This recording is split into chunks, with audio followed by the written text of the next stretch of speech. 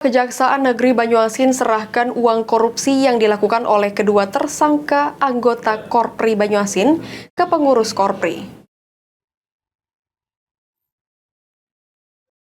Kejaksaan Negeri Banyuasin berhasil melakukan penyelamatan kerugian keuangan negara dari perkara tindak pidana korupsi dalam pengelolaan dana Korps Pegawai Republik Indonesia Kabupaten Banyuasin tahun anggaran 2022 sampai 2023.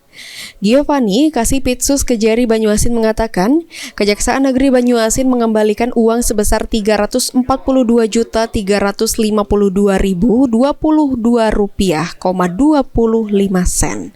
Uang itu dapat dipergunakan kembali ke kas Korpri untuk kegiatan Korpri Kabupaten Banyuasin sesuai dengan keputusan Bupati Banyuasin nomor 01/Korpri/2023 tentang pengesahan anggaran dasar rumah tangga Korpri Kabupaten Banyuasin.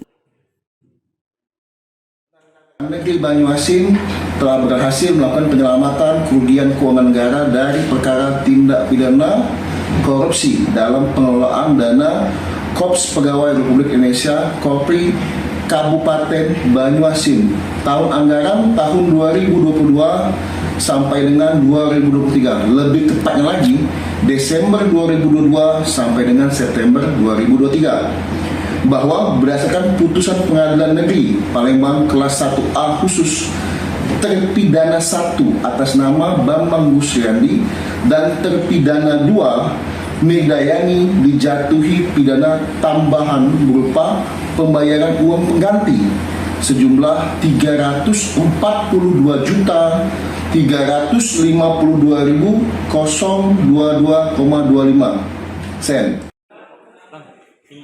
Giovanni menghimbau kepada aparatur sipil negara di lingkungan pemerintah Kabupaten Banyuasin agar dalam mengelola keuangan negara harus dapat dipertanggungjawabkan dengan benar sehingga kedepannya tidak berurusan dengan aparat hukum. Ridho Ilahi, PAL TV.